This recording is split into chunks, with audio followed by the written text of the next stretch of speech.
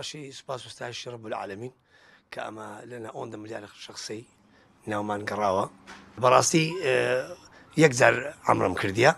أو صالش حزبه بس بنسبة حزبه بنسبة عمره زور فرقية لبوي هالواجبات كان فرقية والله تام وشيء إيماني حد فرقي زور لقر عمري لبوي لعمره مثلا أتو بتسي عرفه وبتسي مينا وبتسي مزدلفة وأنا أو تامليناكي شكل بندري بخود دبيني لعرفي او خلق اللي بندري او دبارتو يعني لا لهزه شيت كهيا زمانه شيت كهيا دبارتو او لي ودغري او دكاتو لي ودغري دعاء دكيو واكيد شي عرف رب العالمين كدعاء قبول لك زور خوشترا لا عمري وفرق شي زوره لابد زوي ايمانيكي براسي داكو باب فصل زوره لسر اولاد خاصه لما كداكو باب من مايا يعني زور دعاء عملو ذكر انه باشوي لبو مالو من ظالم يعني زول لبرتساهم بون دعام زولو ذكرنو دعاء له خزم ودوست وجيران واحبابه براسي له صف ششه كان ك امتحانات صف ششه اعدادي وشتوها نبو دعاء ما ذكر لبو او صف ششه انا لبو شاري خومان لبو هولي خو حفظ يعني كبيان باريسي اري والله زور دلم خوش بو ثم روزي ثم بيتي يعني همو زي كان زور دلم خوش بس تايبترين روزه بو براستي مزقفتي بيغمبر زور دلم خوش بلويندر الحمد لله لا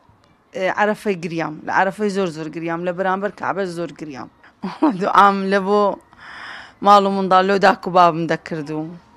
لبو مسلمانان مذكرت لو خو مذكرت قلت مخويا طاقتها شي باش مبيبدي اما حتى سفارات خوي هنا السعوديه لا سفارات خوي السعوديه والله خواردنو شي وانا سيكزبون صرافتي شي وجتكان لكت هر لقر او كريدري احمد كردي او سفر روحيه والله ما مستع حرسندي بالربا وكر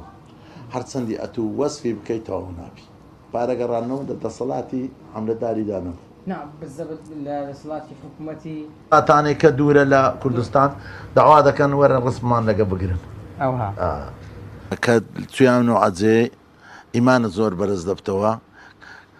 كيف تشد بي كهاتي او زي هرسندي بري مرتعبهم زور اسودبهم زورش لخواب زياد بي شيشم لا عبادته كان كرت لا كعبه لا مزيان تايبتر زي بارانو ودعاء كردنا سند الدعاء كرت والله قصور منكت او برادر وخزمه شي اخر كسيش كاخ لفكر من ابو خرك في قلت ما يا ربي خويا او كسيدا وايد كان الدعاء لو كان يا ربي خويا تسمر هذا شيء لو يعاسرك